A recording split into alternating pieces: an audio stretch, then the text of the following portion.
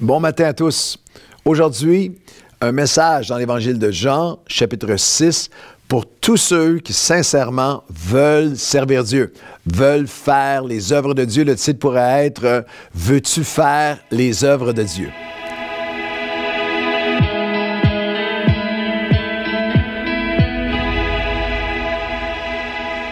Bon matin tout le monde, bienvenue à ce café matinal. Nous sommes dans Jean, le 6e chapitre.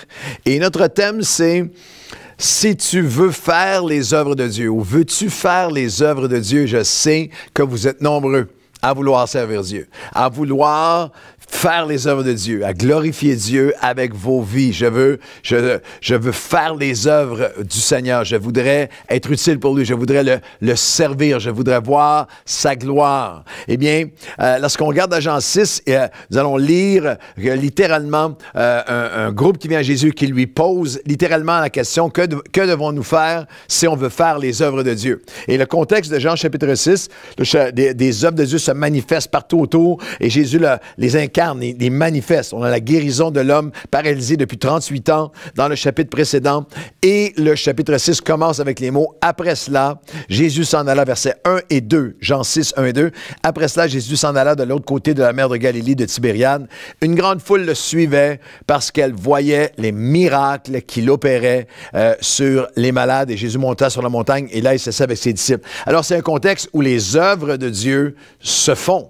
Un contexte où les œuvres de Dieu sont manifestées surnaturellement. Et si vous traversez Jean chapitre 6 jusqu'à notre question fatidique dans un instant, lorsque vous traversez Jean 6, vous avez cette multiplication, une grande foule qui le suit. Elle voit les miracles qu'il fait, ses œuvres qu'il fait, et c'est suivi d'une des multiplications des pains où 5000 hommes sont nourris miraculeusement, surnaturellement, suivi d'une autre manifestation de ses œuvres, Jésus qui marche sur l'eau, calme la tempête. Et alors c'est les œuvres de Dieu dans toute leur splendeur. Et au cœur de tout ça, au verset 27 et 28, Jésus parle à la foule des pharisiens qui sont là, la foule qui sont là, qui l'interrogent de tous les côtés, ses disciples qui sont au milieu de tout ça. Et au verset 27, Jésus leur dit « Travaillez, non pour la nourriture qui périt, mais pour celle qui subsiste pour la vie éternelle, et que le Fils de l'homme vous donnera. Car c'est lui que le Père, que Dieu a marqué de son sceau. Et ils lui demandèrent, verset 28 de Jean 6, « Que devons-nous faire pour faire les œuvres de Dieu? » Et Jésus leur répondit, « L'œuvre de Dieu, c'est que vous croyez en celui qui m'a envoyé. » Alors, que devons-nous faire pour faire les œuvres de Dieu? Et Jésus dit, en fait, chaque croyant est appelé à travailler pour une nourriture qui est éternelle, pour des œuvres préparées d'avance. C'est littéralement que le Fils de l'homme vous donnera. Alors que tu sois, quel que soit ton implication, ton service dans l'Église, que quand tu pries pour quelqu'un, quand tu sers, quand tu donnes, quand tu es placeur à ton Église, quand tu enseignes une classe, quand tu diriges un groupe, quand tu chantes, quand tu es dans l'accueil, quand tu aides dans une œuvre de ton Église, tous ensemble, lorsque tu es fidèle à servir avec tes talents et tes dons, nous sommes impliqués dans des œuvres éternelles. Nous sommes impliqués à faire l'œuvre de Dieu, une œuvre qu'il nous a donnée, une œuvre qui est il y a une nourriture qui va périr, mais celle-là, elle va être éternelle. Vous vous souvenez que dans le chapitre précédent, Jésus avait dit, « Ma nourriture, c'est de faire la volonté de mon Père. » Alors, nous sommes comme croyants appelés à faire ces œuvres. Et pour tous ceux, des œuvres qu'il a préparées pour nous. Jésus dit, « Des œuvres que le Fils vous donnera. » Et il y a des œuvres qui sont préparées pour nous. Éphésiens chapitre 2, versets 8 à 10, c'est par grâce que vous êtes sauvés, par le moyen de la foi. Cela ne vient pas de vous, c'est le don de Dieu. Ce n'est pas par les œuvres que vous êtes sauvés, afin que personne ne se glorifie. Nous sommes sauvés uniquement parce que ce que Jésus a fait pour moi, pas par les œuvres, mais nous sommes son ouvrage. Chaque personne, chaque croyant qui a mis sa foi dans l'œuvre accomplie de Jésus, nous ne sommes pas sauvés par les œuvres, mais nous sommes sauvés pour des œuvres préparées d'avance. Car nous sommes son ouvrage, son poéma, Éphésiens 2, 8, 9 et 10. Tu es le poème de Dieu. Dieu a écrit un poème que ta vie est appelée à être de ses œuvres manifestées en toi. Car nous sommes son poéma, ayant été créés en Jésus-Christ pour des bonnes œuvres que Dieu a préparées d'avance afin que nous les pratiquions. Il y a des œuvres préparées d'avance pour toi, mais qui sont conditionnelles à toi, qui disent je veux les pratiquer, je veux les vivre, je veux les accomplir, je veux que Dieu écrive son poème en moi, à travers chaque saison de ma vie. Il n'y aura jamais une saison dans ta vie, il n'y a pas de retraite. Il n'y aura jamais une saison où tu es trop jeune ou trop vieux, ou dans une saison de ta vie où Dieu n'a pas un poème de ses œuvres qu'il veut écrire à travers toi. Dieu a des œuvres préparées d'avance pour nous. Nous ne sommes pas sauvés par des œuvres, mais pour des œuvres. Alors la question demeure, que devons-nous faire pour faire les œuvres de Dieu? Il y a 3 principes dans ce texte qui vont grandement contribuer à vous aider à accomplir les œuvres préparées d'avance. 1, il faut comprendre que c'est lorsque je crois que je vais connaître. La question est claire. Que devons-nous faire au verset 28 pour faire les œuvres de Dieu? Et Jésus répond, l'œuvre de Dieu, c'est que vous croyez. C'est par la foi que ça va s'accomplir. Et il renchérit au verset 67 à 69, alors que Jésus enseigne les foules et il va leur donner aux 12, à ses disciples en particulier, alors qu'il se met à dire, il faut que vous mouriez à vous-même, mangez mon pain, mangez mon corps et mon sang, que vous acceptiez le sacrifice que j'ai fait pour toi. Les foules commencent à le quitter. Mais Jésus, au verset 67, dit aux 12, et vous, est-ce que ne voulez-vous pas vous aussi vous en aller? Et Simon-Pierre dit, Seigneur, à quel autre irions-nous qu'à toi? C'est toi qui as les paroles de la vie éternelle. Et regardez bien la clé. Et nous avons cru et nous avons connu que tu es le Christ, le Fils du Dieu vivant. Pour voir les œuvres de Dieu et être utilisé de Dieu pour accomplir les œuvres préparées d'avance, il faut comprendre que c'est lorsque je crois, dans la mesure que ma foi augmente, que je nourris ma foi, c'est lorsque je crois que je vais connaître. Et vous, nous avons cru, Pierre dit, et nous avons connu. Alors, c'est qu'il en soit fait selon votre foi. Les disciples ont prié seulement 2 choses, ont demandé 2 choses à Jésus. Ils ont dit, Seigneur, apprends-nous à prier et augmente notre foi. Hébreux chapitre 11 nous dit, la foi est une ferme assurance des choses qu'on espère, une démonstration de celles qu'on ne voit pas, pour l'avoir possédée, pour avoir possédé la foi. Les anciens ont obtenu un témoignage. Les anciens ont accompli l'œuvre seulement par la foi. Car sans la foi, Hébreux 11, 6, sans la foi, il est impossible de lui être agréable. Il peut y avoir de la louange, de la connaissance des dons, des talents. Il peut y avoir des années de fidélité, d'ancienneté. Mais en ce moment, si tu n'es pas dans la foi, la confiance en Dieu, c'est par la foi que c'est lorsque je crois encore aujourd'hui qu'il peut agir, qu'il va agir. C'est lorsque je crois que je peux voir. Si nous avons cru, nous allons voir. Alors que nous croyons, nous allons voir. Car il faut que celui qui s'approche de Dieu, Hébreux 11, 6, croit que Dieu existe et qu'il est le rémunérateur de ceux qui le cherchent. Sans la foi, il est impossible de lui être agréable. Alors, c'est très important. Quel que soit le niveau de foi que tu as déjà eu dans ta vie, si tu veux servir Dieu aujourd'hui, c'est toujours par la foi. La foi que Dieu va se servir de moi, la foi qu'il va m'utiliser, la foi pour pardonner, la foi pour relâcher les obstacles, la foi pour lui faire confiance pour ce que tu ne comprends pas, la foi pour relâcher ce qui a blessé. Il y a plein de gens qui ont fait les œuvres de Dieu dans le passé, mais ne marchent plus par la foi. La foi que c'est lui qui est ma source, la foi c'est lui qui va me faire justice, la foi que c'est lui qui voit mon cœur dans le lieu secret. Alors c'est par la foi aujourd'hui, car nous avons cru, et c'est comme ça que nous avons connu. C'est comme ça qu'on va connaître ses œuvres, qu'on va être capable d'accomplir ses œuvres. La question est, as-tu été conscient que c'est par la foi que tu faisais les œuvres de Dieu? Et es-tu conscient aujourd'hui qu'il faut que tu renouvelles ta foi? Il faut que tu pries avec les disciples aujourd'hui. Tu ne peux pas être sur le pilote automatique, te fier maintenant à toi-même, à ton talent, à tes capacités, à ton expérience, à ton expertise, à tes années de service. Non, non, non. Aujourd'hui, le juste vivra par la foi. Aujourd'hui, c'est par la foi seulement que nous pouvons lui être agréables. Par la foi que j'ai commencé à faire les œuvres de Dieu. Et c'est par la foi seulement que je peux continuer. Il faut que je revienne à ces œuvres, puis à ce cri de prière. Seigneur, je mets ma foi en toi. Je veux faire tes œuvres avec ton cœur aujourd'hui. Que devons-nous faire que devons-nous faire pour faire les œuvres de Dieu? Deuxième principe, il faut choisir de quel pain je vais nourrir mon âme. Le verset 31 de Jean chapitre 6, « Nos pères ont mangé la manne dans le désert selon qu'il est écrit, leur donna le pain du ciel à manger. Mais Jésus leur dit, en vérité, je vous le dis, Moïse ne vous a pas donné le pain du ciel, mais mon Père vous donne le vrai pain du ciel, car le pain de Dieu, c'est celui qui descend du ciel, c'est lui, c'est Christ, et qui donne la vie au monde. » Et lui dire, « Seigneur, donne-nous toujours de ce pain. » Jésus leur dit, « Je suis le pain de vie. Celui qui vient à moi n'aura jamais faim, et celui qui croit en moi n'aura plus jamais soif. Mais, je vous l'ai dit, vous m'avez vu, et vous n'avez pas cru. » Alors, vous avez les deux principes. Le premier, c'est par la foi seulement. Je dois comprendre que c'est lorsque je crois aujourd'hui, je mets ma foi en lui aujourd'hui, que je vais connaître plus de ses œuvres.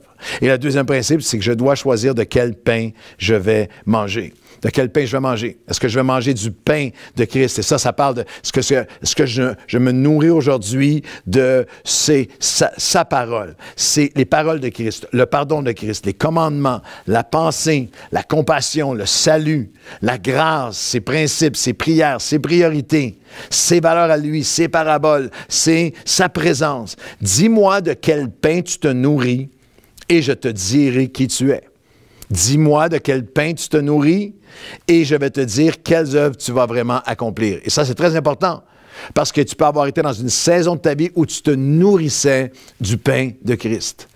Mais en ce moment, c'est est-ce que tu te nourris d'un autre pain, d'un pain de relâchement spirituel, d'un pain de colère, d'un pain d'amertume, de violence, de corruption, du sexe, de 10 000 séries télévisées qui viennent polluer ton âme. Est-ce que tu te nourris de conversations et d'un flot sur les médias sociaux qui est colérique, qui est vulgaire, qui est divisif, de frustration, de blessure ou d'offense ou de déception? De quoi? De quel pain te nourris-tu? Dis-moi de quel pain tu te nourris et je vais pouvoir te dire de quelles œuvres tu vas être capable, quelles œuvres tu vas vraiment accomplir. Quelles que soient les œuvres que tu as accomplies hier, c'est le pain duquel tu te nourris aujourd'hui qui va faire la différence. Est-ce que tu te nourris du pain de tes peurs, de la petitesse, des pertes, du découragement, ou de Jésus lui-même, le pain de vie? On a toutes sortes de moments dans la Bible, comme dans 1er Roi, chapitre 19, où nous avons un serviteur de Dieu il s'appelle Élie, que Dieu a tellement utilisé, il a fait tellement d'œuvres pour le Seigneur, avait été utilisé puissamment dans le passé, mais dans un moment d'isolement, il arrive à un endroit où il est affamé spirituellement, il a négligé son âme spirituellement, et dans le 1er Roi, chapitre 19, verset 3 à 8, il s'isole et il dit ces mots, « C'est assez ». Il demanda la mort, il dit à Dieu, « C'est assez, Éternel, prends mon âme. Je ne suis pas meilleur que mes pères. » Il se coucha et s'endormit sous un arbre. Mais voici, un ange, le ciel le toucha, un messager du ciel le toucha et lui dit, « Lève-toi, mange. » Et il y avait à son chevet un gâteau cuit de pierre chauffée, une cruche d'eau. Il mangea et but. Et se recoucha, et l'ange de l'Éternel vient le toucher à nouveau, lui dit, « Lève-toi et mange, le chemin est trop long pour toi. » Mais alors qu'il mangea et but, avec la force que lui donna cette nourriture, il marcha 40 jours et 40 nuits. C'est ce que Dieu veut faire avec toi à chaque jour. Je crois que cette parole parle à quelqu'un aujourd'hui. Tu voudrais, je veux faire les œuvres de Dieu, je veux servir Dieu, mais tu t'es nourri du mauvais pain récemment, ou peut-être depuis longtemps, où tu as délaissé le pain de Dieu. Et tu as dans ton cœur cette amertume, ce cœur qui dit, « Ah, c'est assez, je ne suis pas meilleur que, je ne pourrai pas. » Et le ciel veut te dire aujourd'hui, je veux venir te donner une parole. Je veux replonge dans ma parole, reviens à ma présence, reviens à Jésus, le pain de vie. Son cœur, son pardon, son amour, son message, sa grâce, la foi en lui, nourris ton âme de son pain, lève-toi et mange. Le chemin est trop long pour toi par tes propres forces, mais si tu choisis le pain de sa présence, il va te fortifier pour accomplir l'œuvre, te guérir pour accomplir l'œuvre, te permettre de relâcher ce qui t'empêche en ce moment de revenir à servir Dieu avec tous tes dons et tes talents. Et si tu veux faire les œuvres de Dieu, il faut comprendre que c'est lorsque je crois que je vais connaître. C'est par la foi. Il faut choisir de quel pain je vais nourrir mon âme, et je termine avec ceci. Il faut continuellement confronter et couper la communion du murmure et cultiver la communion qui donne la vie. La question, que devons-nous faire pour faire les œuvres de Dieu? Et Jésus dit, si tu veux faire mes œuvres, il faut continuellement confronter et couper ce que j'appellerais la communion du murmure. Au chapitre 6, toujours le même chapitre, il est tellement riche. Le verset 41-43, les Juifs murmuraient à son sujet parce qu'il avait dit « Je suis le pain qui est descendu du ciel » et il disait « N'est-ce pas là Jésus, le fils de Joseph, celui dont nous connaissons le Père et la Mère? Comment donc, dit-il, je suis descendu du ciel? » Et Jésus leur répondit, il leur dit à eux et à nous « Ne murmurez pas entre vous. » Verset 61, Jésus, sachant en lui-même que ses disciples murmuraient à ce sujet, leur dit au verset 63 de Jean 6, « C'est l'esprit qui vivifie, la chair ne sert à rien. Les paroles que je vous ai dites sont esprit et vérité. » Jésus, sachant en lui-même que ses disciples murmuraient. Il y a deux modèles, il y a deux exemples de murmures ici dans ce texte. Il y a un murmure qui est à l'extérieur, si je peux dire de cette façon-là, alors que ce sont les Juifs qui murmuraient. Et dans notre société, le murmure de mépris, de colère, d'accusation et même de mépris envers l'Église chrétienne, envers le message de Dieu, envers le message de Christ, il est assourdissant. Mais si tu veux que Dieu fasse ses œuvres à travers toi, il y a un choix. Il y a un choix au quotidien. Avec quoi vais-je être en communion, en communication, en échange? Qu'est-ce qui va nourrir mon âme? Qu'est-ce qui va habiter mon âme? Puis il y avait aussi un état intérieur, parce que même ses disciples murmuraient. Et Jésus le dit, il y a deux types de communion. Il y en a une qui est de la chair, qui ne sert à rien. Puis il y en a une qui est de l'esprit, et c'est celle-là qui te donne la vie. La communion de la chair qui ne sert à rien. Et la communion de l'esprit. Je vais terminer avec ces deux versets. Lorsque vous regardez à la toute fin, le dernier verset de l'Épître de Paul aux Corinthiens, 1 Corinthiens 16, 24, il y a ces mots. « Que la grâce du Seigneur Jésus soit avec vous, et mon amour est avec vous en Jésus-Christ. » La grâce et l'amour. Lorsque Paul a écrit la deuxième lettre aux Corinthiens, le dernier verset, c'est comme si l'Esprit de Dieu, la grâce et l'amour sont des fondements absolus. Mais 2 Corinthiens 13, 13, que la grâce de Jésus, l'amour de Dieu et la communion avec le Saint-Esprit soient avec vous. Que la communion avec le Saint-Esprit soit avec vous. Alors, si tu veux voir les œuvres de Dieu dans ta vie, c'est par la foi, il faut que je comprenne à nouveau que c'est lorsque je crois que je vais connaître. C'est par la foi, il faut que je revienne à une vie de foi en Christ. Il faut continuellement, il faut choisir de quel pain je vais me nourrir et je dois choisir quelle va être ma communion. Et couper les communions de murmure, à l'extérieur et dans l'Église aussi. C'est l'affaire la plus commune du monde, que des gens blessés, des gens offensés, des gens amers, des gens murmurants, des gens critiquants, qui ont perdu tout sens d'action de grâce, de reconnaissance et qui sont juste dans l'accusation et le blâme, trouvent d'autres personnes comme eux et se nourrissent de la communion du murmure. Et Jésus dit, cette communion-là de la chair ne sert à rien. Jean 6, 63.